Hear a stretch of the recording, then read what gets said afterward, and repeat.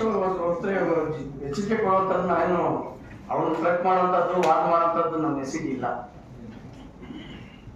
ಇಷ್ಟು ದಿನ ತಾವು ಕೇಸ್ ಹಾಕ್ತೀವಿ ಮತ್ತೆ ಇಂಥ ವಿಚಾರಗಳು ಒಂದು ಬಾಯಿಂದ ಬರಲಿಲ್ಲ.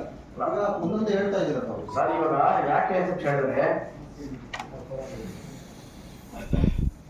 ಶಾಸಕಾಂಗ, ನ್ಯಾಯಾಂಗ, ಕಾರ್ಯಾಂಗ ಅದರದೇ ಅಂತ ಜವಾಬ್ದಾರಿ ಕೆಲಸ ಮಾಡಬೇಕಾಗ್ತದೆ.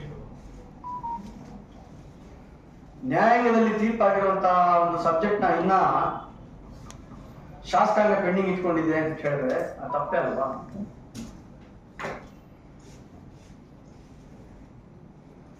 ತಪ್ಪೇ ಅಲ್ವೇನು ಸರ್? ತಮ್ಮ ಪಕ್ಷದೇ ಇರೋದಲ್ಲ ಆಡಳಿತ.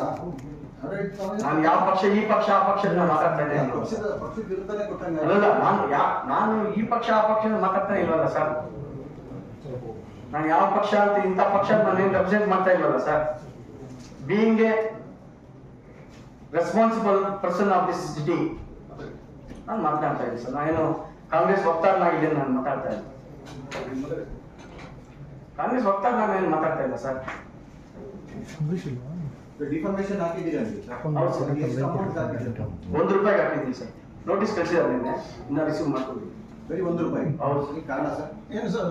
₹1 ಅಂದ್ರೆ ಏನು ಯೋಗ್ಯತೆನಾ ಏನು? ಯೋಗ್ಯತೆ ಅಂತಲ್ಲ, ನನ್ನ ಯೋಗ್ಯತೆ ಅಂತ ಹೇಳ್ತಾ ಇರೋದು. ನಾನು ಹಾಕಿರೋದು ಡೆಫರ್ಮೇಶನ್, ನನಗೆ ₹1 ನಷ್ಟ ಆಗಿ ನಾನು ಹಾಕ್ತಾ ಇರೋದು. ಯಾರ ಯೋಗ್ಯತೆ? ನಿಮ್ದ ಅವ್ರ? ನಮ್ದು ₹1 ಅಂತ ಹೇಳಿ ಡೆಫರ್ಮೇಶನ್ ನಾನು ಹಾಕ್ತಾ ಇರೋದು ₹1 ಬೆಲೆ ಕಟ್ಟಿ ಹಾಕ್ನು ಇಲ್ಲ. ಈ ನೋಟಿಸ್ಗೆ ರಿಪ್ಲೈ ಮಾಡಿ ಇಮಿಡಿಯೇಟ್ ಆಗಿ ಕ್ಷಮೆ ಕೇಳಬೇಕು. That's it's the matter. Otherwise he has to face the circumstances of the law. ಇಷ್ಟೊಂದು ವಿಚಾರ ಬರೀ ₹1 ಬೆಲೆ ಬರುತ್ತೆ ಸರ್. ನಂಗೆ ದುಡ್ಡು ಮುಖ್ಯ ಅಲ್ಲ ಸರ್. ಇಲ್ಲಿ ಅದನ್ನ ಬಳಸಿರುವಂತ ಪದ ಮುಖ್ಯ ನನಗೆ. ಆತನ ಪ್ರಕಾರ ನಾವು ತಿರುಗೋಕಿಲ್ಲ ಸರ್. ತಿರುಗೋಕಿ ಬರೀ ನೀನು ₹1 ₹1 ಇರ್ತದ.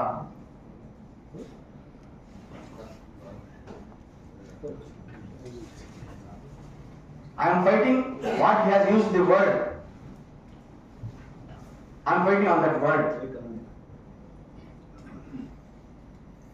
As per law, ಆತ ನನಗೆ ರಿಪ್ಲೈಯಲ್ಲಿ ಕ್ಷಮೆ ಕೇಳಿದ್ರೆ ಮುಗಿದೋಯ್ತು. Otherwise, he has to be ready to face the circumstances of the law.